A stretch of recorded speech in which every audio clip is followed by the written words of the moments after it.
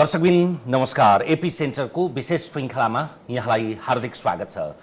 आजको श्रृङ्खलामा हामीले जेठ 15 गते जारी भएको बजेटमा समाविष्ट एउटा विवादास्पद विषयमा केन्द्रित भएर छलफल गर्दैछौँ। विशेष गरी यो चुरेसँग सम्बन्धित खानी ढुङ्गा गिटी बालुवा निकासी गरी व्यापार घाटा न्यूनीकरण गर्ने भन्ने विषयको अधिकांशतः यसको विरोध भएको छ। यसको हामी दुईटै पक्षबाट यो किन बजेटमा राख्नु पर्यो, यसको उद्देश्य के हो, यसका फाइदा के हुन् र यसलाई किन आलोचना गर्नुपर्ने, यो कसरी यसले चाहिँ पर्यावरणलाई अनि सँगसँगै चुरे क्षेत्रको संवेदनशीलतालाई असर पुर्याउँछ भन्ने विषयमा बहसमा हामीसँग हुनुहुन्छ नेकपा एमालेका नेता तथा पूर्व उद्योग मन्त्री महेश बस्नेत र त्यसैगरी नेपाली कांग्रेसका नेता तथा पूर्व अर्थ राज्य मन्त्री उदय शमशेर राणा। स्वागत छ दुईजनालाई। धन्यवाद, नमस्ते। सबैभन्दा सुरुमा म बजेटमा भएको त्यो दुईवटा बुदामा जान्छु, त्यस पछाडि हामीलाई छलफल गर्न सजिलो हुन्छ। बजेटमा त्यसको बुदा नम्बर 152 मा के समाविष्ट छ भने राष्ट्रपति चुरे संरक्षण कार्यक्रम अन्तर्गत शिवालिक तथा महाभारत क्षेत्रमा 200 पोखरी निर्माण गरी भूमिगत जल पुनर्भरण गरिनेछ। चुरे क्षेत्रका 164 नदी प्रणालीमा भूक्षय नियन्त्रणका कार्यक्रम सञ्चालन गरिनेछ। यस कार्यक्रमका लागि 1 अर्ब 53 करोड विनियोजन गरेको छु भनेर यति सुन्दर विषय पनि चुरेको संरक्षणका लागि प्रयोग गरिएको छ भने फेरि त्यसको विरोधाभास स्वरूप 149 बुदामा भनिएको छ वातावरणीय प्रभाव मूल्याङ्कनको आधारमा खानीजन्य ढुङ्गा गिटी बालुवा निकासी गरी व्यापार घाटा न्यूनीकरण गरिनेछ। निकासी गरिने खानीजन्य निर्माण सामग्रीको परिवहनका लागि उद्योगदेखि निकासी बिन्दुसम्म रोपवे निर्माण गरी आयातमा लाग्ने भन्सार महसुलमा छुट दिने व्यवस्था मिलाएको छु। म यसैबाटै जान्छु। म पहिलो बुदामा त जानु परेन, यो प्रशंसनीय बुदा नि हो, तर यो दोस्रो बुदा यसले सङ्केत गर्न खोजेको के हो? व्यापार घाटाको एउटा मात्रै अचुक अस्त्र हामीसँग भएको खानी ढुङ्गा गिटी बालुवाको निकासी हो। तपाईँले एकदम मलाई सही पात्र छनौट हो भन्ने लागेको छ मलाई, किनभने जतिखेर म मन्त्री परिषदमा थिएँ त्यतिखेर वन मन्त्री महेश आचार्य हुनुहुन्थ्यो भने अर्थमन्त्री रामशरण महत हुनुहुन्थ्यो, स्थानीय विकास मन्त्री प्रकाश मानसिंह हुनुहुन्थ्यो र त्यतिखेर वन पैदावार र ढुङ्गा रोडा र गिटीको निकासीको सन्दर्भमा त्यो बन्देज लगाउने निर्णय त्यो गभर्मेन्टले गरेको थियो होइन। त्यो बन्देज लगाउनुको पछाडिको कारण के थियो भने ढुङ्गा गिटी र बालुवासित खानीजन्य इन्डस्ट्रीहरूलाई नियमावलीमा व्यवस्थित गर्ने कुरा चाहिँ नि सँगसँगै लैजाने र यसलाई नियमन गर्ने र त्यस पछाडि खोल्ने भन्ने सन्दर्भ थियो। र खानीजन्य चिजहरूको अहिले जुन खालको चोरी निकासी पैठारी भइरहेछ र यो ढुङ्गा बालुवा रोडाको पनि जुन खालको चोरी निकासी पैठारी भइरहेछ त्यसलाई नियन्त्रण गर्नको लागि त्यतिखेरकै गभर्मेन्टले, म उद्योग मन्त्री हुँदाखेरि नै हामीले 14वटा जिल्लाको 92 स्थानहरूलाई चाहिँ सम्भाव्य खानीका स्थानहरू भनेर छनौट गर्यो। त्यसमा चाहिँ तपाईँले अघि भन्नुभयो नि त्यसको भोल्युम अनुसार काहीँ आइए रिपोर्टका आधारमा काहीँ आइए रिपोर्टको आधारमा र ती सम्बन्धित खानीहरूसँग पहुँच मार्ग निर्माण गर्नुपर्ने कुरा, तिनीहरूमा चाहिँ नि बिजुलीका डेडिकेटेड फिडर लाइनको स्थापना गर्ने कुरा मैले पटक पटक त्यतिखेर चाहिँ नि वन मन्त्री महेश आचार्य, हाम्रो विमलेन्द्र निधि हुनुहुन्थ्यो भौतिक पूर्वाधार मन्त्री प्रकाश मानसिंह र त्यतिखेर चाहिँ हाम्रो राधा ग्यावाली हुनुहुन्थ्यो ऊर्जा मन्त्री, उहाँहरूसँग पटक पटक छलफल गरेर यो खानी विभागले निकै व्यवस्थित ढङ्गले अगाडि बढाएको प्रक्रिया हो। अब जहाँसम्म अहिले यो सरकारले ल्यायो हामीले यसलाई मान्नुपर्छ, किनभने नियमावलीलाई व्यवस्थित नगरिकन वर्षै पछि आर्थिक विधेयकमा चाहिँ 1 वर्ष म्याद थप दिने, अनेक खालका आर्थिक चलखेलहरू गर्ने र आन्तरिक निर्यात र चोरी पैठारीका रूपमा बाहिर पनि लैजाने, आन्तरिक खपत प्लस निर्यात पनि गर्ने खालको जुन एउटा अवैधानिक काम भइरहेको थियो यसलाई नियन्त्रण गर्नको लागि यो चाहिँ एउटा चुक एउटा उपायको रूपमा आएको छ र यसले राजस्वलाई व्यवस्थित गर्छ। जस्तो प्रति क्युफिट चाहिँ 25 रुपियाँ चाहिँ यो राजस्व सङ्कलन गर्ने आन्तरिक खपतको लागि भन्ने छ। निर्यातको लागि चाहिँ अब वाणिज्य विभाग र अर्थ मन्त्रालयले अझ व्यवस्थित योजना बनाउने नै छन् होइन। र जहाँसम्म चुरेसँग यसलाई जोडिँदैछ, यो चुरेसँग कुनै हालतमा जोडिँदैन। हाम्रो चुरे भनेको सबभन्दा कान्छो पहाड मध्येमा पर्छ र चुरेकोमा भएको चाहिँ ढुङ्गा बालुवा गिटी चाहिँ निर्माणको निमित्त क्वालिटी अथवा त्यो खालको उपयुक्त छैन। त्यो यो चाहिँ महाभारत लगायतका माथिल्ला डाँडाकाँडाहरू जो चाहिँ 92 स्थानमा हामीले छनौट गरेका छौँ त्यो मध्येबाट यो चाहिँ पर्याउँदा निर्यात गर्ने भन्ने खालको एउटा कुरा हो। र आज नेपालमा भौतिक पूर्वाधारका व्यापक जुन विकास भइरहेको छ सबभन्दा धेरै समस्या चाहिँ यही छ, धेरै खालका चाहिँ अनियमितताहरू यही छ। यसलाई नियमन गर्नको लागि चाहिँ अहिले सरकारले जे कुरा ल्यायो यो चाहिँ एकदम राम्रो कुरा हो। यसलाई चाहिँ गलत ढङ्गले प्रचार गर्ने प्रयत्न गर्छु। तपाईहरुले चाहिँ किन यसलाई हात धोएरै विरोध गर्नु भएको छ नि? तपाई मात्रै होइन, एमाले त्यो पनि संस्थापन भन्दा बाहेकका त सबैले विरोध गरेका छन्। होइन राजनीतिक दल राजनीतिक पार्टीका कार्यकर्ता नेताले मात्र होइन, यो त सबैले विरोध गरेका छ। पूर्व सचिवहरूले विरोध गरेका छ, पूर्व कर्मचारीहरूले विरोध गरेका छ, इन्भाइरोमेन्टलिस्टले विरोध गरेका छ, सबैले विरोध गरेका छ। त्यसैले हामी एउटा कुरामा क्लियर हुनुपर्छ, अहिलेको परिस्थितिमा हामीले गिट्टी बालुवा ढुङ्गा भारतमा एक्सपोर्ट गर्ने परिस्थितिमा हामी छैनौँ। किनभने पहिला त हामीले आफ्नै लोकल कन्जम्सनको निम्ति, अहिले तपाईँको लोकल कन्जम्सन नै हामीले पुरा गर्न सकेका छैन। लोकल कन्जम्सन केही हदसम्म पुरा भइसकेपछि अनि हामीले एक्सपोर्ट गर्ने कुरा आउँछ। अर्को कुरा, महेशजीले केही कुराहरू राख्नुभयो, यो 14वटा जिल्ला, यो सुशील कोइराला दाइ प्रधानमन्त्री हुँदाखेरि उहाँ पनि त्यहाँ मन्त्री हुनुहुन्थ्यो र विभिन्न प्रेसर आइसकेपछि र लगभग 1.5 वर्षको त्यहाँ छलफल भइसकेपछि यो बन्द गरिएको हो। यो बन्द गरिएर 14वटा जिल्लामा कतिपय ठाउँहरूमा सम्भावित खानी एरिया भनेर त्यहाँ स्टडी सुरु गरेको थियो, तर त्यो सरकार गिरिसकेपछि त्यो त्यहाँको त्यहाँ रह्यो। अहिलेको परिस्थितिमा, आजको परिस्थिति, पूर्वाधार परिस्थिति, बाटो बिजुली लगायत अरू इन्फ्रास्ट्रक्चरको आवश्यकतामा अहिले ती खानीहरू सञ्चालन हुन सक्ने सम्भावना छैन। 1-2वटा भए पनि हद्द हो। अब तपाईँको रोपवेको कुरा आयो, तपाईँको बाटो पुग्ने भए रोपवे किन आउँथ्यो? अब रोपवे स्थापना गरेर त्यहाँबाट ल्याउन त केही वर्ष त लाग्ने भयो र यो योजना भनेको मैले बुझेको अनुसार सम्बन्धित मन्त्रालय, वातावरण मन्त्रालय, सम्बन्धित विभाग,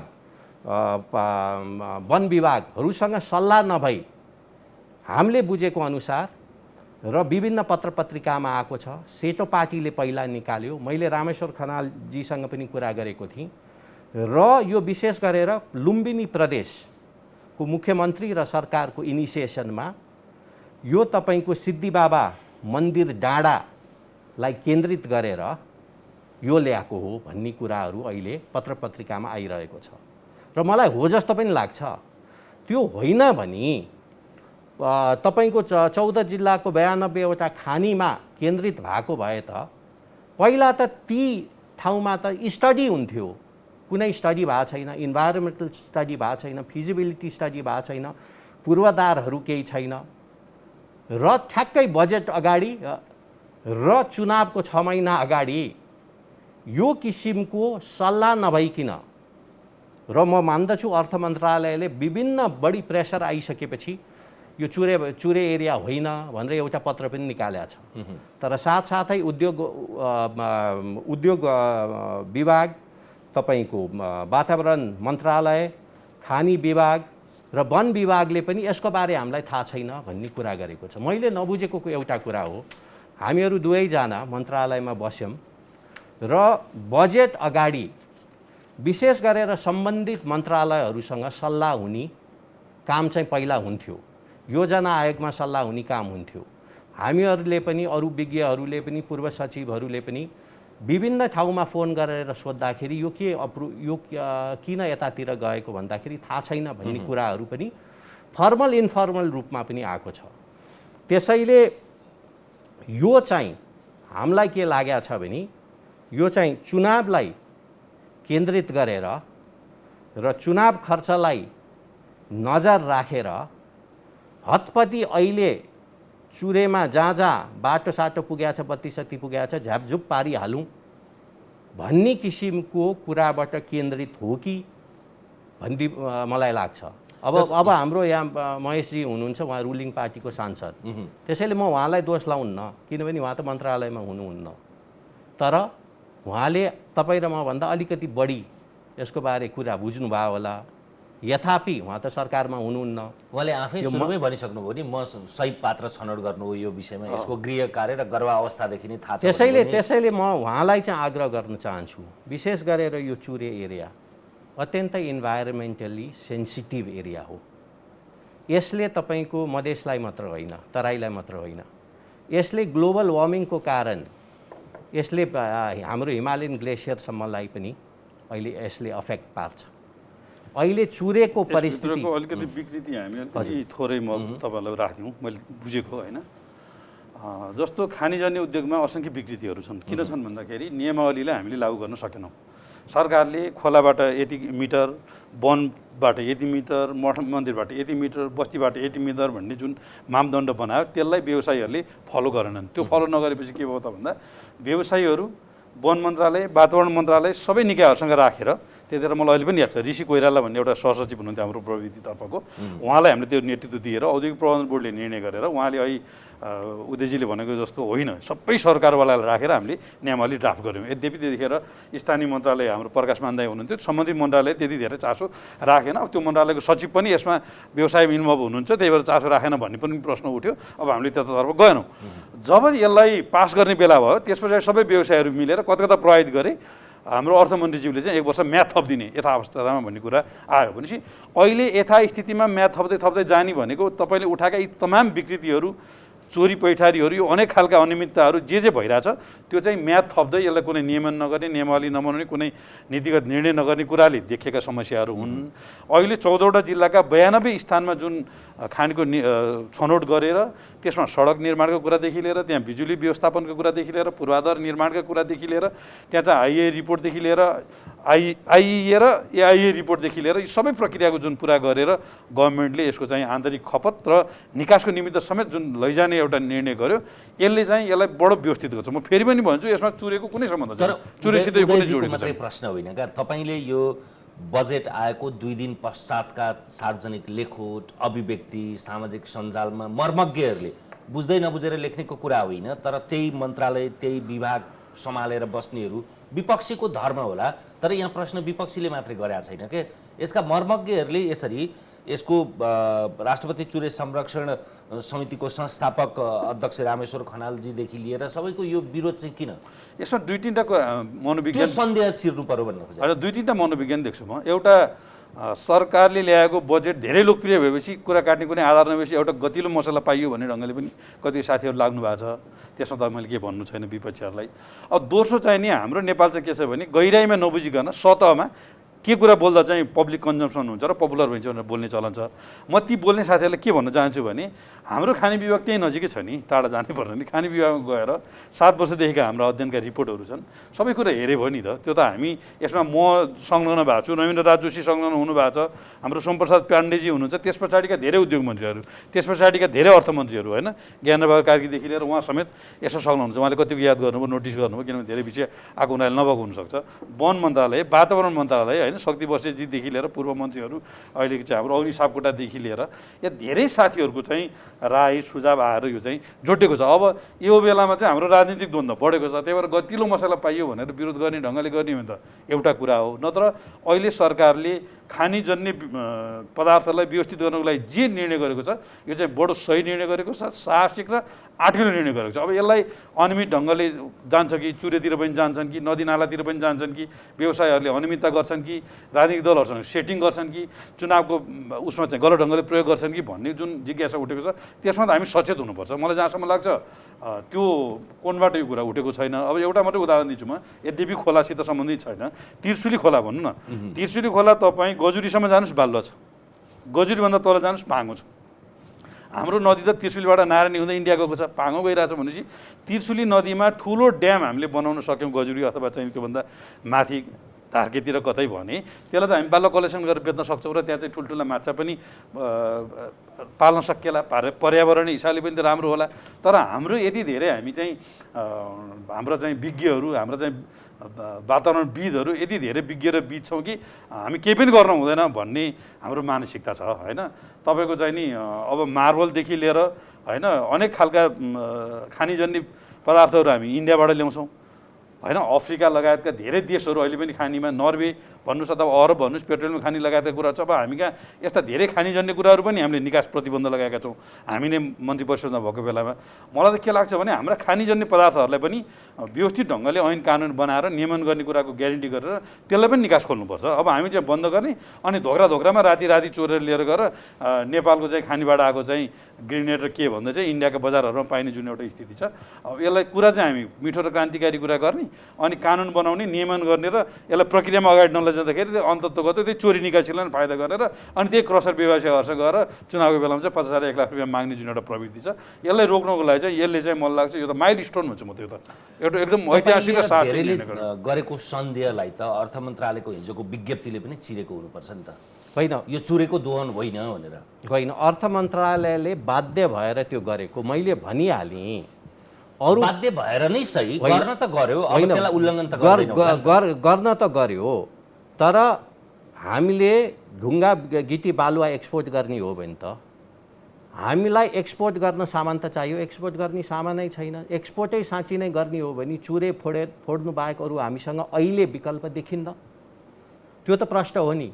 अहिले तपाईँको एउटा लेखमा पनि आएको थियो, हामीले पनि एउटा स्टडी गऱ्यौँ। अहिलेको परिस्थितिमा उहाँहरूले यो के अरे व्यापार घाटा 14 खरबको व्यापार घाटाबाट मान्छेको माइन्ड पनि डाइभर्ट गर्न खोजेको छ। अहिलेको परिस्थितिमा म्याक्सिमम 5 अरब रेभिन्यू खानी इन्डिया एक्सपोर्ट के अरे ढुङ्गा बालुवा इन्डिया एक्सपोर्ट गरे भने त्योभन्दा बढी हुन्न भन्ने स्टडीहरू पनि निस्किएको छ। आज नयाँ पत्रिकामा 1 अरबको कुरासम्म आएको छ। त्यसैले यसलाई व्यापार घाटासँग पनि जोडेको छ, त्यो जोड्न उपयुक्त हुन्न भन्ने मलाई लाग्छ। अर्को कुरा सल्लाह भएन भन्ने, छलफल भएन भन्ने कुरामा मैले अघि भनिहालेँ।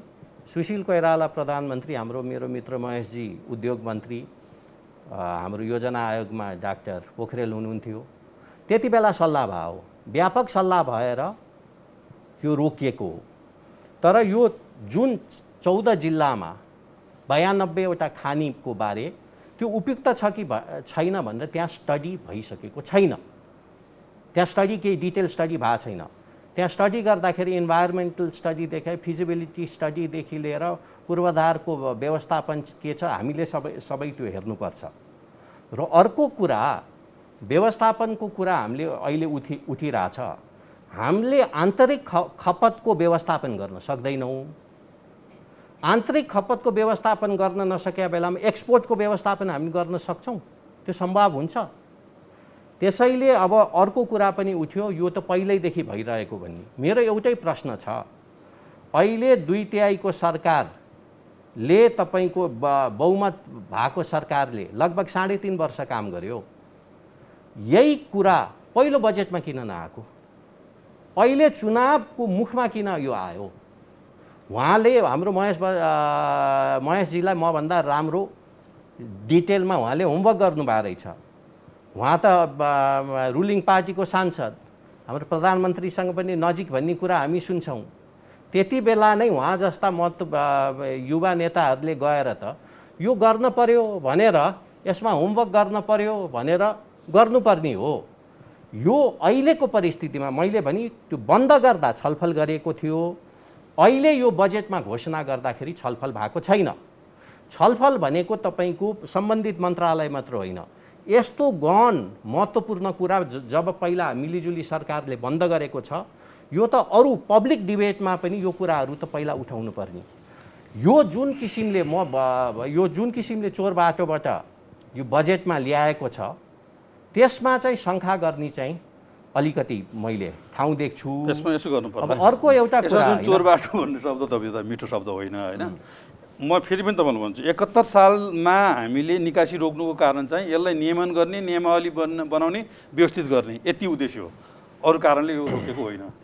दोस्रो कुरा, 71 सालदेखि हामीले जुन अध्ययनको सुरु गऱ्यौँ, पछिल्लो बेलामा संविधान कार्यान्वयन गर्ने सन्दर्भमा ऐन कानुन बनाउने अरू कुरामा बिजी भएका कारणले यसका अध्ययन अध्यापनको पाटो सक्यो र यो सरकार बने पछाडि फेरि यसलाई आइए रिपोर्ट गर्ने, त्यसका पूर्वाधार निर्माण गर्ने, बिजुलीको व्यवस्थापन गर्ने लगायतका काम भएका कारणले 3 वर्ष लाग्यो होइन।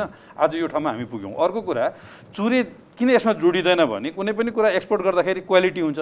चुरे भनेको मैले अहिले पनि भने, चुरे भनेको हाम्रो नयाँ पहाड हो। चुरे पहाडको ढुङ्गा रोडा बालुवा लुकीछिपी कसैले हाल्लान् एउटा कुरा हो, तर एक्सपोर्ट गर्ने कुरामा चाहिँ त्यो क्वालिटी निर्माणको निमित्त उपयुक्त छैन। हाम्रो लागि निर्माणको निमित्त पुराना डाँडा काँडाहरू नै चाहिन्छ र 14वटा जिल्लाका 92वटा डाँडा काँडा भनेका निर्माणको निमित्त क्वालिटी जन्ने चिज दिनुपर्ने कुरा हो। अब जहाँसम्म रोपेको कुरा छ, हाम्रा त ठुल्ठुला डाँडाहरू छन्, भिर पहिरा छन्, त्यहाँ हामी अहिले बाटो लान सक्दैनौँ। त्यो रोपेको कुरा चाहिँ त्यो भिर पहिरो बाहिरबाट ल्याउनको लागि चाहिँ सहज माध्यम हाम्रो पहाडी बाटोमा हुन्छ भन्ने सन्दर्भसँग रोपियो जोडिएको हुनुपर्छ भन्ने मेरो अनुमान छ होइन।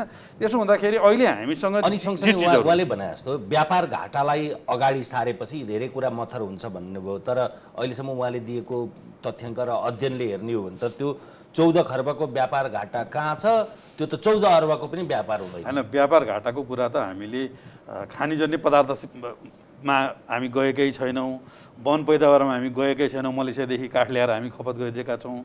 हाम्रो कृषि उत्पादनलाई भर्खर कृषिको आधुनिकीकरण यान्त्रिकरण गर्ने कुरा गर्दैछौँ, मल कारखानाको निर्माणको कुरा गर्दैछौँ, युवालाई सर्टिफिकेट धिर्तो राखेर लोन दिने कुरा गर्दैछन्, उद्योग व्यवसाय बनाउँदैछौँ भनेपछि यी समग्र कुराहरू विशेष गरेर अब मासुजन्य पदार्थहरू ल्याउने कुरा रोकिरहेको छ होइन। यी सामान्य कुराले नेपालको व्यापार घाटालाई घटाउनको निम्ति तपाईँले खानीजन्य ढुङ्गा गिटी बालुवा निकासी गरी व्यापार घाटा भनेपछि त यहाँ त तपाईँले लक्षित नै त्यसमा गर्नुभयो नि त, त्यसैले व्यापार अनि यसमा दुईटा लक्षित हो। एउटा आन्तरिक खपतलाई पनि क्वालिटीयुक्त सामानहरू र वैधानिक हिसाबले अहिले जसले क्रसर व्यवसाय गरिरहेका छन्, जसले खानीजन्य उद्योग चलाइरहेका छन्, अझ यो संहिता आइसके पछाडि त हिजो स्थानीय तहले जिल्ला विकास समितिले र गाउँ विकास समितिहरूले यसको नियमन गर्थे, नगरपालिकाहरूले यसको नियमन गर्थे।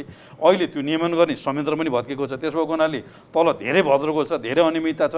अब यो क्रान्तिकारी कुरा गरेर त्यो भद्रगोल र अनियमिततालाई त्यतिकै गर्न दिने र राति इन्डियामा सामान पैठारी गरेर अन्य खालका चाहिँ नि अवैध ढङ्गले काम गर्ने मान्छेहरूलाई मोटाउन दिने, अनि राति खोला र नदी नालामा गएर चाहिँ नि डोजर लगाएर सामान चोर्ने प्रवृत्तिलाई उस्काउन दिने र यहाँभित्र रहेको ठुलो जालोलाई कायम राख्ने हो भने त आजका क्रान्तिकारी कुरा गर्ने साथीहरूको कुरा ठिकै होला। अब होइन भने नियमावली बनाएर कानुन बनाएर निश्चित क्षेत्रमा खानी क्षेत्र तोकिदिएर त्यो क्षेत्र बाहेक अन्तको नदीजन्य चिज प्रयोग गर्न नपाउने, अन्यका खानीहरू चलाउन नपाउने। जस्तो भनौँ न, यी ललितपुरको लेले भन्नुहोस्, उसको के अरे रोसी पारी हाम्रो काभ्रेको एरिया भन्नुहोस्, यति ध्वस्त भएको छ। अब 14वटा जिल्लाका 92वटा खानी खोलिसके पछाडि त अब लेले बत्नी भयो नि त, रोसी बत्नी भयो नि त होइन। यही भक्तपुरकै हाम्रो मनरा खोला पोरपरासम्म बालुवाकती चोरी हुन्थ्यो, अहिले धेरै मिहिनेत गरेर हामीले रोक्न सकेका छौँ होइन। बागमतीमै बालुवाकती चोरी हुन्थ्यो, रातारात चाहिँ नि बालुवा चोरी हुन्थ्यो नि त। भनेपछि यो जुन ढङ्गले यो जुन एकदम भद्रगोलसँग जे कुरा चाहिँ अनियमितता भइरहेको छ त्यसलाई रोक्नको लागि चाहिँ सरकारले ल्याएको यो कुरा चाहिँ बडो ऐतिहासिक, महत्त्वपूर्ण, साहसिक कुरा हो। यो बारेमा क्षणिक भ्रम त मान्छेले फिजाउन सकेला, तर जब यो सही ढङ्गले कार्यान्वयन हुन्छ त्यो भ्रमहरू सबै तोडिन्छ भन्ने लाग्छ मलाई। यो हेर्नुहोस्, यो हाम्रो साहसिक, ऐतिहासिक, बडा जोजल्यमान रूपमा चित्रित गरिरहनु भएको छ। मेरो निम्ति अथवा मैले देखेको चाहिँ यो देशलाई मर्मभूमि बनाएर जनतालाई चाहिँ स्वर्ग बनाउँछु भन्ने सपना देखाउने काम हो यो मेरो दृष्टिकोणमा। अर्को एउटा आन्तरिक खपतको कुरा गर्दाखेरि अहिलेको परिस्थितिमा आन्तरिक खपत हामीले मिट गर्न सकिरहेको छैन। हाम्रो महेशजीले भद्रगोलको परिस्थिति छ भन्ने कुरा हो, भद्रगोलको परिस्थिति छ। खानी भन्दा पनि क्रसर, अहिले क्रसर राख्न यस्तो अप्ठ्यारो छ। वनबाट यति टाढा, तपाईँको स्कुलबाट यति टाढा, मन्दिरबाट यति टाढा, बस्तीबाट यति टाढा, खोलाबाट यति टाढा भनेर अत्यन्तै अप्ठ्यारो परिस्थिति छ। र अहिले यो केन्द्र सरकार अथवा प्रदेश सरकार अथवा स्थानीय सरकारको बिचमा अत्यन्तै धेरै कन्फ्युजन छ। त्यसैले हामीले अहिले एक्सपोर्टको कुरा गर्नुभन्दा पनि आन्तरिक खपतको व्यवस्थापन गर्न जरुरी थियो। एक्सपोर्ट गरौँला, आउने दिनमा चुरे बाहेक अरू उत्तरी भेगको ढुङ्गा खानी निकालौँला, उहाँले पनि त्यही होइन। तर अहिलेको परिस्थितिमा त्यो गर्न सक्ने छैन। पहाड फुटाएरै हामीले धन कमाउने हो, तर कुन पहाड फुटाउने त हामीलाई थाहा हुनुपर्छ। अहिले पहाड जुन फुटाउँछ त्यही पहाडले हामीलाई पुरेर मार्न बेर छैन, बुझे पानीको स्रोत हुन बेर छैन। यो चुरेको मात्र कुरा गरे होइन, मैले भनिहालेँ। अहिले कुनै आन्तरिक होमवर्क अहिले तपाईँको त्यो 14वटा जिल्लाका 92वटा ठाउँमा अहिले भइसकेको छैन। त्यसैले यो हतार किन भन्ने कुरामा हाम्रो शङ्का छ। एक अर्को आन्तरिक खपतको निम्ति हामीले अहिले पनि धेरै खानीहरू सञ्चालन छ, तर खानीभन्दा पनि क्रसरहरूले रिन्यू गर्न पाएको छैन लाइसेन्स, तर चलाइरहेछ। सरकारले आँखा थुनेर बसेको छ। स्थानीय सरकारले पुलिसलाई, पुलिसले केन्द्रलाई, उसले अलमल भइरहेछ। त्यसैले हामीले आफूले खान सक्ने चपाउने हो कि आफूले खान सक्ने व्यवस्था यो डोमेस्टिक व्यवस्थापन गर्न सकेका छैन, एक्सपोर्टको हामी कुरा गरिरहेछौँ। यो अल्बलाउने मात्र कुरा हो। अर्को चिज जुन अहिले बालुवा ढुङ्गा खानी अहिले हाम्रो नेपालको निम्ति नै अहिले आवश्यकता छ, हाम्रो कन्जम्सनलाई पनि अहिले पुगिरहेको छैन। अहिले नेपालमा 12.5% नेपालीहरूसँग घर छैन। जोसँग घर छ त्यो मध्ये 50%सँग अहिले पक्की घर छैन। त्यो पक्की घर बनाउनको निम्ति हामीलाई ढुङ्गा बालुवा चाहिन्छ। त्यो अधिकार उदय शमशेर, त्यो अधिकार महेश बस्नेत र त्यो अधिकार टिकाराम यात्रीलाई मात्र होइन नि, ती गरिबहरूलाई पनि ढुङ्गा बालुवा किन्ने परिस्थिति त सृजना गर्न पर्यो नि। अहिले हामीले एक्सपोर्ट गर्ने बित्तिकै भाउ त डोमेस्टिक प्राइस त वात्तै बढ्छ।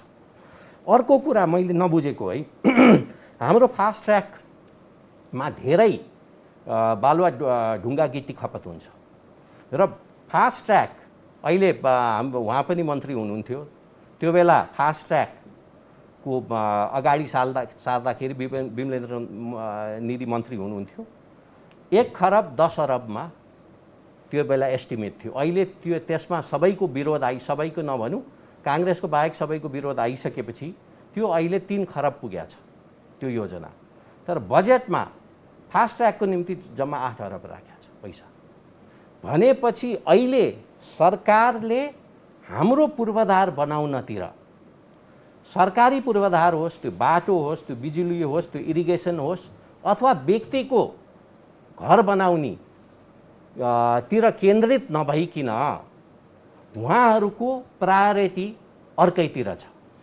त्यसैले म आग्रह गर्न चाहन्छु, एक्सपोर्ट गरौँला, तर अहिले हाम्रो डोमेस्टिक कन्जम्सन आन्तरिक खपतलाई सहजीकरण गरेपछि मात्र एक्सपोर्ट गर्नुपर्छ। हामीले अहिले नै एक्सपोर्ट गरे भने हाम्रो लोकल भाउहरू गिट्टी बालुवाको घाटै बढ्छ र हाम्रै पूर्वाधार बनाउनको निम्ति जुन हाम्रो एस्टिमेटेड बजेटहरू छ त्योभन्दा धेरै माथि जान सक्ने सम्भावना हुन्छ र साधारण गरिब नेपाली जनतालाई घर बनाउन सबैको एउटा सपना हुन्छ र धेरै जसको यो पक्की घर छैन उसको निम्ति यो सपनामै रहन्छ, किन भाउ यति मगेर जान्छ।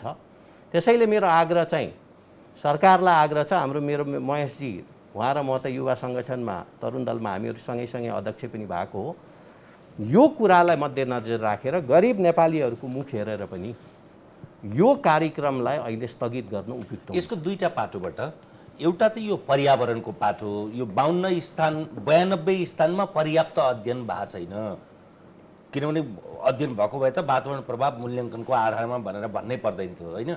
त्यो अध्ययनले एक त तपाईँको अलिकति प्रकृतिलाई थोरै दोहन गर्यो भने त त्यसको कुन परिमाणको असर पर्छ भने त्यसको वातावरणीय प्रभावको पाटोलाई चाहिँ कसरी हेर्ने? होइन, मैले यसलाई दोहोऱ्याइ तेह्रै भनिरहेको छु।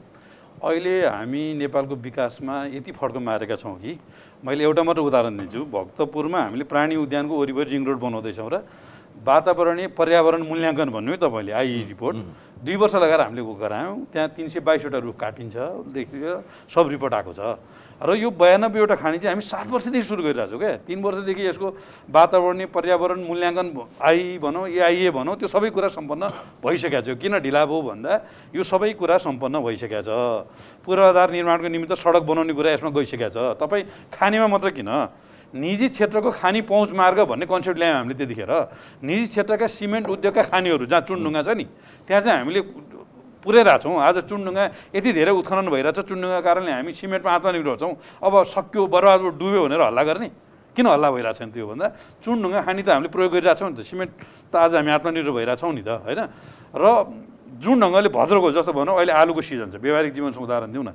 एउटा किसानले धेरै उत्पादन भयो भने म आलु तरकारी कालीमाटीमा लगेर बेच्छु भन्नुको मतलब चाहिँ घरमा चाहिँ आलु खान छोडिदिएर बेच्छु भनेर त होइन नि त। यो 92वटा खानीहरूलाई व्यवस्थित गरौँ, क्रसर व्यवसाय लगायत खानीजन्य व्यवसायलाई नियमावली व्यवस्थित गरौँ, उनीहरूलाई नियमित प्रक्रियामा छिराइदिउँ। उनीहरूले काम गरिरहेका छन्, बिचरा चोरिएको जस्तो, ठगेको जस्तो, भागेको जस्तो लुकी गर्नुपर्ने स्थिति छ। र यसको आन्तरिक खपतलाई पनि व्यवस्थित गरौँ, क्वालिटीका सामान दिउँ। र रासो जुन ढङ्गले छली भएको छ मलाई जहाँ लाग्छ 1 क्युफिटको 25 रुपियाँ लिने गरेर रासोको दर पनि तोकेको जस्तो लाग्छ र यसलाई रासोलाई पनि व्यवस्थित गरौँ र बढी भएका सामानहरूलाई चाहिँ निर्यात पनि गरौँ। यो निर्यात चाहिँ यो सरकारले पहिलोचोटि गर्न आँटे, अहिले गर्न आँटे होइन, यो 7 वर्ष अगाडि निर्यात भइरहेकै थियो। त्यसलाई नियमन गर्ने, अनुगमन गर्ने, व्यवस्थित गर्ने र नियमावली कानुन बनाउने भनेर रोक्या त हो। त्यही भएर अनि क्वालिटीको कुरा म फेरि पनि भन्छु, कुनै पनि कुरा चाहिँ क्वालिटी नभइकन आन्तरिक खपत पनि हुँदैन। अहिले त अब सरकारी कुनै पनि भवन बिल्डिङ बनाउनको लागि त्यो अनुसारको इस्टिमेट हुन्छ, त्यो अनुसारको चाहिँ नि त्यो स्पेसिफिकेसन जुन बायोमेट्रिक इन्जिनियरदेखि लिएर विविध सरकारवाला इन्जिनियरहरू बसेर त्यसको चाहिँ क्वालिटी मेन्टेन गर्ने कुरा हुन्छ। त्यसो हुँदाखेरि चुरेको सामान त कुनै पनि निर्माण सामग्रीमा प्रयोगै हुँदैन, झुक्काएर छक्काएर प्रयोग गर्ने एउटा कुरा हो। नेपालको सबभन्दा कान्छो पहाड चुरे हो, त्यो चुरे बचाउनलाई राष्ट्रपति चुरे कार्यक्रमदेखि लिएर त्यत्रो संरचना त्यत्रो बजेट सरकारले छुट्टाएको छ। हिजो रामेश्वर खनाल त्यसको अध्यक्ष हुनुहुन्थ्यो हामी मन्त्री हुँदाखेरि होइन। त्यसो हुँदाखेरि उहाँहरूको सरोकार चाहिँ चुरेको दोहन नहोस्, यस्तो खालको अनियमितता नहोस् भन्ने कोणबाट जे गर्नुभएको छ त्यसलाई हामीले सम्मान गर्नुपर्छ। तर जे ढङ्गले अहिले हाम्रो चाहिँ उदयजीले भन्नुभयो यसको चाहिँ अध्ययन भएको छैन, अध्ययन एकदम पर्याप्त भएको छ, नियमावली बनेको छैन, नियमावली बनेको छ, यसलाई पास गर्न मात्रै बाँकी छ। मै मन्त्री हुँदाखेरि मैले बनाएको, त्यतिखेर मेरो कार्यकाल थोरै लम्ब्या भए मै टुङ्गाइदिन्थेँ। त्यस पछाडि निर्यात गर्ने सन्दर्भमा त यो त वाणिज्य मन्त्रालय, अर्थ मन्त्रालय, सम्बन्धित सरकारवाला मन्त्रालयले एउटा व्यवस्थित ढङ्गले यसले गर्छन् र पर्दाखेरि राज्यको चाहिँ नि आवश्यक पऱ्यो भने प्रहरी प्रशासन पनि व्यवस्थित ढङ्गले यसमा परिचालन गर्नुपर्छ। यो पाटो त जानै पर्ने छ नि। अहिले त बजेटले यसलाई निकास खोलिदिएर एउटा सम्बोधन गरे अवस्था त हो आजको अवस्था। अब अर्को पाटो चाहिँ अघि पनि मैले सङ्केत गरिसकेका थिएँ, व्यापार घाटा न्यूनीकरण भन्ने विषय, त्यसको हुन त तपाईँले आंशिक उत्तर दिइसक्नु भएको छ। यद्यपि यो परिमाणात्मक रूपमा चाहिँ कुन तहमा यसलाई निर्यात गर्न खोज्ने भन्न खोज्या हो जसका कारणले व्यापार घाटालाई यसले टेवा पुगोस्? अध्ययन भएको छ भने त त्यो पनि त भयो होला। अब कति मात्रामा हाम्रो चाहिँ नि जान्छ बाहिर भन्ने कुराको त अब मलाई त मैले चाहिँ त्यस्तो अध्ययन गरेको छैन होइन। अब मलाई जहाँसम्म लाग्छ हाम्रो बिहारसँग अथवा युपीसँग जोडिएका भूभागहरू जहाँ चाहिँ खोलाजन्य पदार्थ त्यहाँ हुँदैन। मैले अहिले पनि भने हाम्रा नदीहरू त्यहाँ जाँदा चाहिँ बालुवा पाँगोमा परिणत भएर गइसकेको हुन्छ। त्यही भएर नदीजन्य सामानको उपयोग गर्ने त्यो विशिष्ट अवसर चाहिँ नेपाललाई मात्रै छ, त्यो चाहिँ भारतलाई छैन। न त हाम्रै नदीहरू गएर उनीहरूले प्रयोग गर्न पाउँथे। त्यही बालुवा चाहिँ नारायणमा गएपछि पाँगोमा परिणत हुन्छ भनेपछि बालुवालाई पाँगो बनाइरहेको छौँ नि त हामीले। भनेपछि अब यसलाई निकासा गर्नको लागि मलाई जहाँ लाग्छ जस्तो बङ्गलादेश, मालदिभ जस्ता देशहरू हामी गयौँ भने उनीहरूसँग ढुङ्गा छैन, उनीहरूसँग बालुवा छैन, उनीहरूले पानी जहाज चढाइ अरू देशबाट ल्याएर चाहिँ काम गरिरहेछन्, विभिन्न देशबाट ल्याएर त्यहाँको निर्माण कार्य पनि हामीले हेऱ्यौँ भने अब हामीसँग यस्तो अवसर छ कि हामीले यी सामग्रीहरू चाहिँ भारतले एकदम सहज ढङ्गले निकास गर्न सक्छौँ भन्दाखेरि मलाई लाग्छ हाम्रो बजेट घाटाको निमित्त एउटा निर्यात गर्न सक्ने एउटा महत्त्वपूर्ण चिज यो हो। जस्तो अहिले फास्ट्यागको कुरा पनि आयो। हाम्रो ठुल्ठुला पाहाडमा हामीले बाटो बनाइरहेका छौँ, ती ठाउँहरूमा खेर गएका, भत्केका, बिग्रेका, हामीले चाहिँ बाढी पहिरो आउने खालका ठाउँहरूलाई सफा गरेर त्यसलाई व्यवस्थित गरेर खानीजन्य उत्पादनहरूलाई निकास गर्ने अथवा आन्तरिक खपत पनि गर्ने, त्यहाँ बस्ती व्यवस्थित गर्ने, सुकुम्बासी बस्ती व्यवस्थित गर्ने, अनेक खालका कामहरू पनि गर्ने। यो सरकारी मात्रै होइन, निजी जमिनहरूलाई पनि हामीले त्यो ढङ्गले उपयोग गर्न सक्छौँ। त्यही तपाईँ हेटौँडा जानुभयो भने हेर्नु न, मनरी र लोथर नदीले वर्षपछि कति धेरै त्यहाँ डुबान गरेको छ, कति धेरै पुरेको छ। त्यहाँका मान्छेहरू के भन्छन्, यो किन नझिक्यो, यो झिक्न नदिएर हामीलाई समस्या हो। ठिक छ, त्यो झिकेर बिक्री गर्न नपाइएला, तर त्यो नदीलाई व्यवस्थित नगर्ने हो भने त ती बस्तीहरू डुबाउने खतरा हुन्छ नि त। भनेपछि मधेसका बस्तीहरू, मधेसका नदीहरूलाई व्यवस्थित नगरेका कारणले वर्षपछि हामी डुबिरहेछौँ नि। मधेसको संवेदनशीलता त तपाईँले भन्दा पनि प्रदेश 2 का मुख्यमन्त्रीले बढी बुझ्नुभयो होला नि त। उहाँको विज्ञप्ति नै छ, अब यो फिर्ता लिएन भने हामी आन्दोलन गर्छौँ। होइन, उहाँको विज्ञप्ति त उहाँको सरकार ढल्ने अवस्थामा पुगेको छ। राजनीतिक हिसाबले उहाँको विरुद्ध चाहिँ अर्को खालको गठबन्धन बन्ने त्यहाँ भित्री चलखेलहरू भइरहेछ होइन, अभ्यासहरू भइरहेछ। त्यो कुरा उहाँले बुझ्नु भएको छ, त्यही भएर उहाँले सेन्टिमेन्टल कुरा गर्नुभएको हो। म के भन्छु भने उहाँले पनि यो गहिराइमा बुझ्नु भएको छैन। हाम्रो खानी विभागले गरेको अध्ययन, सम्पूर्ण विभागले दिएका सुझावहरू, मलाई के लाग्छ भने म यो वातावरणविदहरू र विज्ञहरूलाई के अनुरोध गर्छु भने खानी विभागमा गएर आधा घन्टा तपाईँले हेरिदिनु भयो भने यो सबै कुराको डकुमेन्टहरू त्यहाँ फेला पर्छ, सबै अध्ययनका रिपोर्टहरू फेला पर्छ, त्यो सरकारले गरेको मेहनत फेला पर्छ। र उद्योग मन्त्रालय एउटा लिडिङ मन्त्रालय भएको हुनाले सम्बन्धित मन्त्रालयले अर्थ मन्त्रालयमा सिफारिस गरेर यो प्रक्रिया अगाडि बढाएको छ।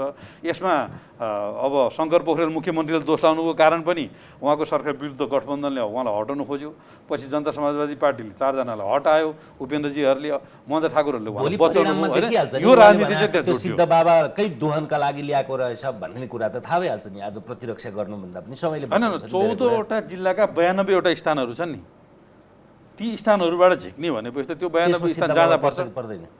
त्यो चाहिँ मैले ठ्याक्क अहिले नोटिस गरिनँ। जोस् 14वटा जिल्लाका 92 स्थान चाहिँ यसमा पर्छन्। चुरे क्षेत्र यसमा पर्दैन होइन। अब सिद्धे बाबाको जुन पहिरोको खतरा भएको ठाउँ अथवा त्यहाँ सुरुङ मार्ग जुन बनाउने अहिले बजेट आएको छ, सुरुङबाट पनि त्यहाँ कतिपय खानीजन्य उत्पादनहरू आउँछन् होला, त्यो चाहिँ पठाउने कुरा हुन्छ होला हुँदाखेरि। तर मलाई जहाँसम्म लाग्छ हाम्रो वातावरणलाई बिगारेर आर्थिक अनियमितता गरेर यो ढङ्गले यसलाई लान खोजियो भन्ने कुरा चाहिँ यो चाहिँ एउटा सरकारलाई विरोध गर्ने गतिलाई माध्यम पाइयो भनेर गरेको हल्ला मात्रै। उदयजी, जस्तो अब व्यापार घाटा न्यूनीकरणका लागि हामीसँग विकल्प के त? मैले यो गिटी ढुङ्गा यसलाई प्रवर्धन गर्नुपर्छ भने होइन, चुरेलाई त चलाउनै हुँदैन। त्यसका विषयमा अहिले मात्रै होइन, 67, 68, 66, 67मा राष्ट्रपति चुरे संरक्षण कार्यक्रम कार्यान्वयनको सुरुवात भयो। त्यसलाई अझ सशक्त बनाउन 2071 असार 2मा राष्ट्रपति चुरे तराई मधेस संरक्षण विकास समिति गठन भयो। अझ नेपाल सरकारले 74 जेठ 24 गतेको निर्णयअनुसार गुरु योजना स्वीकृत भयो। त्यसैले त्यसको संवेदनशीलतालाई त चलाउने कुरै भएन। तर व्यापार घाटा न्यूनीकरणका लागि केही न केही उपाय त होला नि त, विकल्प त चाहियो। म 1-2वटा करेक्सन गरिहालौँ है। चुरेको ढुङ्गा अत्यन्तै कमजोर हुन्छ, त्यसैले त्यसको डिमान्ड हुँदैन भारतमा पनि यहाँ पनि भन्ने कुरा जुन महेशजीले भन्नुभयो, त्यसमा अलिकति म करेक्सन गर्न चाहन्छु।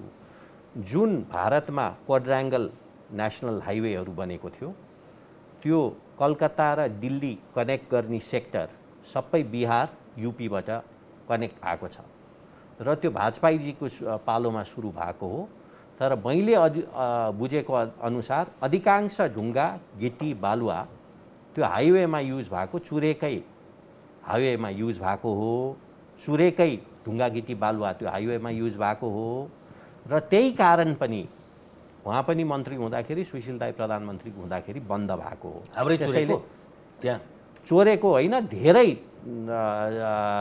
तपाईँको इलिगल बाटोबाट गएको छ। हाम्रै चुरेको भन्न खोजेँ, हाम्रै चुरेको होइन। त्यसैले यसलाई म अलिकति करेक्सन पनि गर्न चाहन्छु। र समुनेको कुरा उहाँले जसले मैले चाहिँ समुने भएको छैन, पहिला भयो अहिले भएको छैन भनेर चाहिँ उहाँले भइरहेको छ भन्ने कुरा। अहिले तपाईँको स्थानीय सरकार, अहिले तपाईँको प्रदेश सरकार र तपाईँको केन्द्र सरकार बजेट आउनु अगाडि जुमबाट मिटिङ गरेको पनि मैले चाहिँ कुरा सुनेको छुइनँ। एक अर्को एउटा कुरा, समुने भएको भए सम्बन्धित विभाग, खानी विभागका साथीहरूले पनि यो हामीलाई थाहा छैन भनेको छ। बजेट आइसकेपछि तपाईँको के अरे हाम्रो इन्भाइरोमेन्ट मिनिस्ट्रीबाट पनि हामीलाई यो थाहा छैन भन्ने कुराहरू त्यहाँका कर्मचारीहरूले बोल्न सुरु गरिसके। त्यसैले हाम्रो फरक, हामी दुईजनाको सोच के भयो भने उहाँले चाहिँ समुने भयो भन्ने छ। हाम्रो चाहिँ हामीले चाहिँ सल्लाह भएन भन्ने कुरा छ। र अर्को एउटा कुरा, व्यापार घाटाको कुरातिर जाँदाखेरि, व्यापार घाटाको हाम्रो मुख्य इम्पोर्ट भनेको हाम्रो पेट्रोलियम पदार्थ हो। त्यसमा लगभग हाम्रो 25%, के अरे 15%देखि 18% पेट्रोलियम प्रडक्ट हुन्छ। र हामीले यसलाई पेट्रोलियम प्रोडक्टलाई रोक्न सके भने यसले हाम्रो सहज हुन्छ भन्ने हामीलाई लागेको छ। र त्यो गर्न हामी कसरी सक्छौँ, एउटा आधार भनेको हाम्रो तपाईँको बिजुली उत्पादन बढाउनुपर्छ। अहिले त्यसलाई त प्रशस्त मात्रामा प्रवर्धन गरेछ, होइन प्रवर्धन गरेको छ। म अहिलेको परिस्थितिमा त्यो रूपमा 14 खरबको व्यापार घाटालाई कम्पन्सेसन गर्ने एउटा मुख्य माध्यम भनेको बिजुली उत्पादन हो। अहिले तपाईँको 15,000 मेगावाट बिजुली उत्पादन भयो भने लगभग 3 खरब जति हामीले व्यापार घाटालाई अफसेट गर्न सक्छौँ। तर सायद हाम्रो अरुण तेस्रोलाई उहाँहरूको सरकारले त्यति बेला क्यान्सल नगरेको भए अहिले हामीले भारतमा बिजुली एक्सपोर्ट गरिरहेको हुन्थ्यो। अहिले तपाईँको यसपालिको बजेटमा हेऱ्यो भने बुढी गण्डकीको मेन्सन छैन। बुढी गण्डकी पनि एउटा महत्त्वपूर्ण स्टोरेज प्रोग्राम हो र यसको परिस्थिति यो कहाँ छ यो योजना भन्ने हामीलाई थाहा छैन। अर्को एउटा कुरा, हामीले अहिलेको परिस्थितिमा गिट्टीको पनि कुरा गर्नुपर्छ। तर उहाँ र म जस्तो युवाले आइटीलाई गिट्टीभन्दा बढी ध्यान दिनुपर्छ भन्ने मेरो धारणा। र आइटीको सम्भावना पनि, किनभने हामी इन्डिया नजिक भएको कारणले त्यसको हाम्रो एक्सपर्टिज र म्यान पावर पनि प्रयोग गरेर, हाम्रो एजुकेटेड म्यान पावर पनि प्रयोग गरेर यसले हामीले सफ्टवेयर पनि केही हदसम्म, हार्डवेयर चाहिँ अलि नसकेला, सफ्टवेयर चाहिँ हामीले इन्डियामा पनि एक्सपोर्ट गर्न सक्छौँ अथवा इन्डियाको पनि बढी डिमान्ड भएको हामीलाई स्पिल ओभर इफेक्ट हुन्छ र त्यतातिर पनि अलिकति केन्द्रित नभएको देखियो। अर्को एउटा कुरा हामीले भ्याल्यु एडेडमा अत्यन्तै कम ध्यान दिएको छौँ। अहिले तपाईँको हाम्रो पहाडमा पनि कतिपय रङ्गीन ढुङ्गाहरू पाउँछ। त्यो अहिले रङ्गीन ढुङ्गाहरू राजस्थानमा गएर त्यसलाई कटिङ र पलिसिङ गएर नेपालमै बेच्न आएको छ र त्यतातिर अहिले यो सरकार केन्द्रित पनि देखिन्न। अहिले अलैँची र अदुवा राम्रो मात्रामा एक्सपोर्ट भएको छ। त्यसलाई पनि सेमी प्रोसेस गर्न सके भने त्यसले पनि हाम्रो व्यापार घाटा घटाउनेतिर त्यसले केन्द्रित हुन सक्छ। अर्को कफीकै उदाहरण दिउँ, जडीबुटी नै अहिले जडीबुटी पनि धेरै जडीबुटी पनि अहिले कतिपय बाहिर गएको लिगलबाट नभएर इलिगल बाटोतिर पनि गएको छ। त्यसैले यो पहाड फोडेर पहाडभित्र हामी सबै डुबेर पहाड फोडेको कारण हाम्रो जलस्रोतको अथवा पानीको स्रोत पनि सुकाएर हामीले व्यापार घाटा घटाउने कामतिर लाग्नुहुन्न भन्ने हाम्रो धारणा हो। मैसी अब यस्तो छ, पहाड भनेर जुन 92 स्थान तोकिएको छ त्यसले पानीको मूललाई पनि असर गर्दैन, त्यसले जङ्गललाई पनि असर गर्दैन। तपाईँको तर्क होला नि? तर्क होइन, तपाईँको नेपाल सरकारको ऐन कानुन मापदण्ड नियमावली अनुसारको जुन वातावरणीय प्रभाव मूल्याङ्कन भन्नु है तपाईले, त्यो सम्पन्न भइसके पछाडि यी सबै पाटोले व्यवस्थित गरिन्छ। आई रिपोर्ट भने त्यही त हो नि। अब पूर्व मन्त्री भएको हुनाले मैले उहाँलाई यो बारेमा त भन्नु परेन। अर्को कुरा, जुन ढङ्गले व्यापारलाई हाम्रो घाटा घटाउनको निमित्त अहिले अप्पर तामाकोसीको अब उत्पादनलाई हामीले नेसनल ग्रिडमा जोडिसके पछाडि ट्रान्समिसन लाइन बनाउने कुरामा यद्यपि हामीका धेरै समस्याहरू छन्। वर्षको 1000 मेगावाटको बिजुली उत्पादन गर्न सक्ने क्षमता अहिले हाम्रो बढाउन सक्ने नेसनल ग्रिडमा त्यो क्षमता बढ्दैछ र हामी भारतबाट जुन खालको अहिले आयात गरिरहेका बिजुली छौँ त्यसलाई हामी नगर्ने ठाउँमा र निर्यात गर्न सक्ने ठाउँमा हामी पुर्याउँछौँ। चाइनासँगको व्यापार तथा पारवन सन्धि भनौँ अथवा बङ्गलादेश यतापट्टि ब्याङ्कक जस्ता मुलुकहरूसँग हामीले जुन थाइल्यान्ड जस्ता मुलुकहरूसँग एउटा विद्युतीय व्यापार सम्झौता जुन गरेका छौँ त्यो हाम्रो लागि निकै अनुकूल कुरा हो। त्यसै गरी विद्युतीय सवारी साधनमा यसपालि निकै प्रोत्साहन दिएर बजेटमा आएको छ होइन। यस्ता धेरै पाटो जो उदयजीले उठाउनु भएको छ, यो कुरा वर्तमान सरकारले सम्बोधन गर्ने मोडालिटीमा गएको छ। अब त्यसका अलावा खानीजन्य उत्पादन नेपालको उत्पादन हो र यो चाहिँ हाम्रो त्यसै खेर गइरहेको छ। बाढी पहिरो आएर प्राकृतिक विपत्ति आएर अनेक खालका समस्याहरू आइरहेको छ भने त्यसलाई सदुपयोग गरेर हाम्रो विकास निर्माणमा भएको तीव्रतालाई आन्तरिक खपत पनि गर्ने र यसलाई निर्यात पनि गर्ने मोडालिटीमा जुन खालको कन्सेप्ट सरकारले ल्याएको छ। अब यसो भएन त, जस्तो पेट्रोलियम पदार्थमा 10वटा खानीको सम्भावना हामीले अध्ययन गऱ्यौँ। 10 क्षेत्रमा अब सरकारले उत्खननको एउटा प्रक्रिया पनि सुरु गर्ने भनेको छ। फलाम खानीको प्रक्रिया सुरु गरेको छ, 2 बजी फलाम खानी भनेर नवलपरासीमा होइन। हाम्रा खानीजन्य सामानहरू अब युरेनियमकै कुरा चाहिँ मनाङ मुस्ताङमा चाहिँ अध्ययन सुरु भएको छ होइन। खानीजन्य उत्पादनलाई पनि त्यही ढङ्गले अगाडि बढाउने कुरा बढाएको छ भने अब वन पैदावारसित सम्बन्धित हुन त त्यो विवादमा पनि पर्यो। वैज्ञानिक वन भन्ने ढङ्गले पनि एउटा मोडाल आएको थियो। अब मलेसियादेखि काठ ल्याउने कुरालाई रोक्ने कुरा भएको छ। कृषि सामग्री र पशुजन्य चिजहरूलाई भारततर्फको परनिर्भरतालाई हटाउने खालको कुरा भएको छ। सेज भनेर यसपालि सेजको हामीले कमसेकम 80% चाहिँ निर्यात गर्नुपर्ने उद्योगलाई मात्रै दिने स्पेसल इकोनोमिक जोनमा भनेका थियौँ। यसपालि त्यसलाई अलिकति घटाएको छ। सेजमा पनि प्रोत्साहन होस् उद्योगी व्यवसायहरू आउन भनेर होइन। भैरवा सेजदेखि लिएर हामीले 14 ठाउँमा सेज बनाउँदैछौँ। औद्योगिक क्षेत्र व्यापक विस्तार गर्दैछौँ। त्यसले नेपालको भ्यालु एड हुने उत्पादनहरूलाई हाम्रा 11वटा औद्योगिक क्षेत्रमा अहिले पनि व्यापक मात्रामा त्यो काम भइरहेको छ होइन। र निकै धेरै सम्भावनाको तर्फ मुलुक अगाडि बढेको छ। यसले मलाई लाग्छ हाम्रो व्यापार घाटा 2-4 वर्षमा धेरै नियन्त्रण गर्छ। हुन त अहिले कोभिड-19 को कारणले हामी, तर यो समयको क्या उदयजीले पनि भन्नुभएको, यो सरकार 2/3 भएको बेलामा 3 वर्षसम्म बजेट ल्याइरहँदाखेरि यो कुरा त 7 वर्षदेखि तयारी थियो भनिरहँदाखेरि त्यो पहिलो दोस्रो बजेटमा किन आएन? चुनाव घोषणा भएको, तीमाथि संसद विघटन भएको, अध्यादेश मार्फत ल्याएको बजेटमा यति दीर्घकालीन महत्त्वको थियो भने यति विवादका बिचमा यो समयमा किन ल्याउनु पर्थ्यो? होइन, प्रारम्भ 7 वर्षदेखि भयो। त्यस पछाडि यसका डिटेल अध्ययन जति हुनुपर्ने हुन सकेन। त्यो वातावरणीय हिसाबले यसको जुन आइआई रिपोर्ट निर्माण गर्नको लागि एउटा लामो प्रक्रिया लाग्थ्यो। सरकार आएपछि त्यसलाई निरन्तरता दियो। अनि अर्को एउटा भ्रम फेरि के छ भने कुनै पनि खानीजन्य पदार्थ चाहिँ नि यो बर्खायाममा असार साउन भदौ असोज पहिलो चौमासिकमा चाहिँ खानीजन्य कुनै पनि चिजमा चाहिँ त्यसको चाहिँ नि उत्खनन गर्न पाइँदैन भन्ने कुरा चाहिँ स्पष्ट हाम्रो ऐनमै उल्लेख छ, वातावरणसित सम्बन्धित ऐनमा। त्यसो भएको हुनाले यो चाहिँ अहिले नै ल्याए चुनावको बेला यो भ्रम हो। असार साउन भदौ असोज पहिलो चौमासिक, जुन 3टा चौमासिक हुन्छ कुनै पनि आर्थिक वर्षको, पहिलो चौमासिकमा चाहिँ खानीजन्य उत्पादन चाहिँ कुनै पनि उत्खनन गर्न पाइँदैन। यो कुरा हाम्रो ऐनमा स्पष्ट छ। भनेपछि यो कहिलेदेखि सुरु हुन्छ त भन्दाखेरि चाहिँ यो कार्तिक मङ्सिरदेखि सुरु हुन्छ। त्यही भएर यो चाहिँ अहिले नै काम गर्न आँट्यो, चुनावलाई ध्यान गरेर ल्यायो। तपाईँले असार भन्नुभयो, साउन भदौ असोज कार्तिक। साउन भदौ असोज कार्तिक भनेपछि कार्तिक सकेपछि मङ्सिरदेखि मात्र यो सुरु हुन्छ भनेपछि यसले चुनावमा असर गर्ने पनि होइन। यसले चाहिँ नि पहिलो चौमासिकमा यो कुनै उत्खनन पनि हुने होइन। त्यस पछाडि हिउँद लागेपछि मात्रै यो उत्खननको प्रक्रिया अगाडि बढ्छ। यो सन्देह त सन्देहास्पद भ्रम मात्रै रहेछ भन्नुहुन्छ त। अब तपाईँको चुनाव लक्षित हो भने अब चुनाव तपाईँको मङ्सिरमा हुँदैन भन्ने अथवा चुनाव नहोला भन्ने बढी मात्रामा राजनीतिक पार्टी पनि, बुद्धिजीवी पनि, पत्रकार साथीहरूले पनि चुनावमा यो सरकारले अथवा यो सरकारले चुनाव गर्ने मौका पायो भने यो कोभिडको न्यू होस् अरू न्यूले यो त चुनावै नहोला भन्ने शङ्का बढी छ भन्ने कुरा पनि म यो चाहिँ क्लियर गर्न चाहन्छु। र विशेष गरेर हामी दुईजनाको डिबेट कहाँ भएको छ भने मेरो भनाइ के छ भने एक्सपोर्ट गर्न व्यवस्थापन गर्न गाह्रो छ। जब हामीले आफ्नो लोकल कन्जम्सन आन्तरिक खपत व्यवस्थापन गर्न सक्दैनौँ, एक्सपोर्ट कसरी गर्ने? एक। दोस्रो कुरा, हामीले एक्सपोर्ट गर्ने बित्तिकै भाउ बढ्छ। भाउ बढिसकेपछि हाम्रो धेरै योजनाहरू, राष्ट्र गौरवको योजनाहरू अहिले कोभिड आउनु अगाडि पनि अत्याधिक विकास भयो भन्ने कुरा जुन महेशजीले गर्नुभएको छ, कोभिड आउनु अगाडि पनि त्यति बेला पनि राष्ट्र गौरवको योजनामा खर्च हामी सरकार छोड्नुभन्दा 6% कम भएको थियो।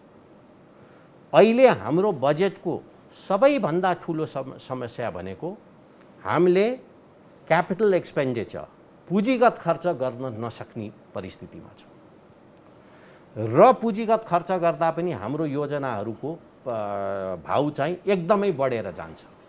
र यही परिस्थितिमा हामीले बालुवा गिट्टी एक्सपोर्ट गर्न लाग्यो भने हाम्रो आन्तरिक इन्डस्ट्री, हाम्रो आन्तरिक इकोनोमी के हुन्छ भन्ने प्रश्नतिर पनि म अलिकति केन्द्रित हुन चाहन्छु।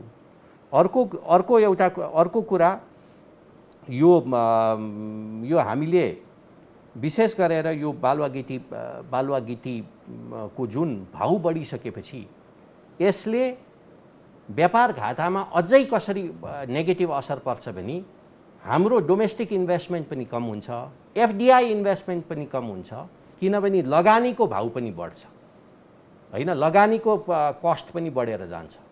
त्यसैले हामीले इम्पोर्ट पनि गर्छ, हामीले आन्तरिक खपत पनि गर्छौँ, हामीले एक्सपोर्ट पनि गर्छौँ। यो सजिलो हिसाबले हामी अगाडि बढ्न मिल्दैनौँ, किनभने आजको दिन र अर्को 10 वर्षसम्म हाम्रो बालुवा गिट्टी ढुङ्गा होला, तर एक्सपोर्ट गर्ने रेडिमेड मटेरियल चाहिँ हामीलाई एक्सपोर्ट पनि गर्ने, आन्तरिक खपत गर्दाखेरि त्यसले हाम्रो डोमेस्टिक भाउलाई असर नपार्ने परिस्थिति चाहिँ छैन। त्यसैले तत्कालीन हामीले हाम्रो व्यापार घाटा घटाउने, हाम्रो इकोनोमी बुस्ट गराउने, हाम्रो एफडिआई इन्भेस्ट नेपालमा ल्याउने हो भने हाम्रो कस्ट अफ प्रोडक्सन पनि घटाउनुपर्छ। बालुवा गिट्टी ढुङ्गा भनेको र मटेरियलको एउटा महत्त्वपूर्ण र मटेरियल हो, लगभग सबै उद्योगमा यो लाग्छ। त्यसैले यो हामी एक्सपोर्ट पनि, हामी डोमेस्टिक कन्जम्पसन गर्छौँ, हामी एक्सपोर्ट पनि गर्छौँ। यो हल्का रूपले चाहिँ लिन हुन्न भन्ने मलाई लाग्छ। अब उत्तरार्थमा यसको यो छलफल पनि दुवैजनाको तपाईँहरूको सारमा फरक छैन, रूपमा मात्रै फरक हो। किनभने यो चुरेको दोहन होइन भने, तर त्यो होइन भन्ने सुनिश्चित चाची गर्नु पर्यो, चुरेको दोहन होइन भन्ने ती 92 स्थानको तपाईँले पर्याप्त अध्ययन भएको छ भन्नुभयो, त्यसमा उहाँको अथवा अरू थुप्रैको सन्देह छ। प्रकारान्तरले तर यो उपयुक्त समय होइन भनेर भनिरहँदाखेरि यो बजेटको यो बुदाको कार्यान्वयन चाहिँ कस्तो देख्नुहुन्छ तपाईँ? अनि उदयजीसँग होइन, मैले यो यस्तो हुन्छ, बजार भाउको कुरा चाहिँ अलिकति उहाँको कुरा मैले थोरै जोडेर नि तपाईँ प्रश्नमा जान्छु। बजार भाउको कुरा चाहिँ के हुन्छ, माग र आपूर्तिको कुरा हुन्छ नि। 92 स्थानबाट अत्याधिक मात्रामा खानी चलाइसके पछाडि त हाम्रो उत्पादन बढी हुन्छ माग र आपूर्तिको ब्यालेन्स हुन्छ, त्यही भएर यसले बजार भाउ बढ्छ भन्ने कुरामा चाहिँ म मान्दिनँ, किनभने यो अर्थशास्त्रको नियमभन्दा विपरीत कुरा हो। यसले बजार भाउ चाहिँ झन् घट्छ जस्तो लाग्छ कम्पिटिसनमा आइसके पछाडि होइन।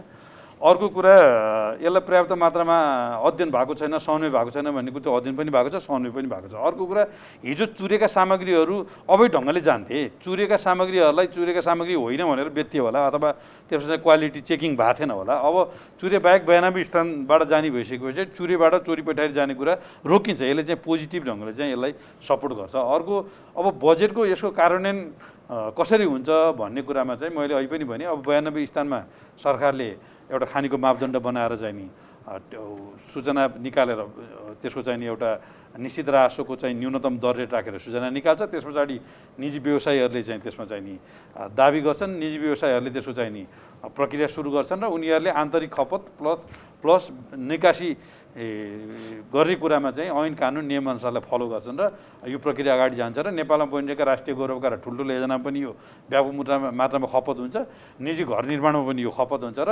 अन्तर्राष्ट्रिय रूपमा पनि अब अरू देश त के होला र भारतमा अहिले निकास हुने स्थिति हुनसक्छ र यसले हाम्रो राष्ट्रलाई पनि यसले सपोर्ट गर्छ, हाम्रो निर्माणको क्वालिटीलाई मेन्टेन गर्न पनि यसले सपोर्ट गर्छ, अहिलेसम्म भइरहेका अनियमितता चोरी पैठारी जे छ त्यसलाई पनि नियन्त्रण गर्छ। यसको लागि सरकारले प्रारम्भिक चरणमा अलिकति प्रहरी प्रशासन लगाएर अलिकति त्यसलाई बल प्रयोग गर्नु पनि हुनसक्छ। यो अनुगमन र नियमन गर्ने सन्दर्भमा त्यो कुरामा चाहिँ सरकारले अलिक चनाखो भएर काम गर्नुपर्छ र प्रदेश सरकार र स्थानीय सरकारले पनि यसलाई सकारात्मक ढङ्गले चाहिँ सपोर्ट गर्नुपर्छ।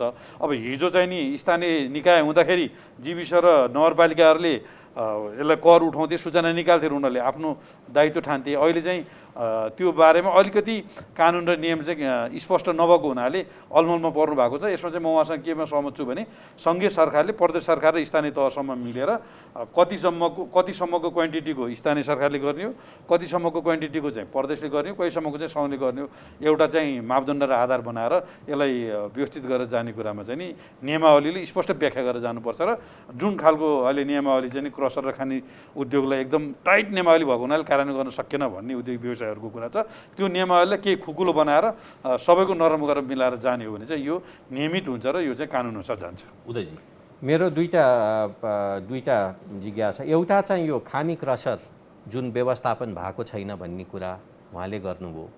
मैले नबुझेको यति लामो समयसम्म 3 वर्षसम्म एउटा सरकार सिङ्गल सरकार हुँदाखेरि यो खानी र क्रसरलाई किन व्यवस्थापन गर्न नसकेको? धेरै क्रसरहरू चलिरहेछ, इलिगल छ, सबैलाई थाहा छ इलिगल छ, तर हामीलाई ढुङ्गा बालुवा चाहिसक्यो, यसलाई आउन दिइरहेको छ होइन।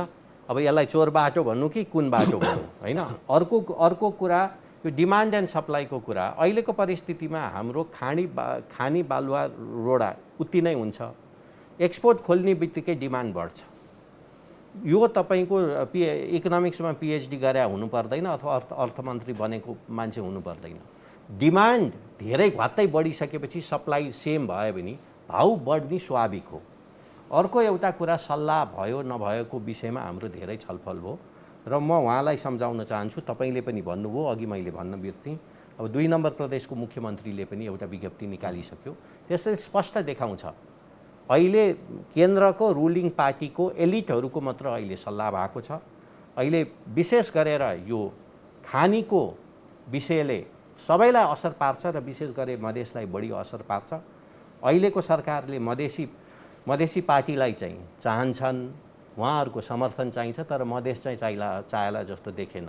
यही हिसाबले हामी अगाडि बढ्यो भने हाम्रो मधेसमा अहिले बर्खामा बाढी जाने र हिउँदमा चाहिँ तपाईँको पानी नहुने परिस्थिति हुन्छ।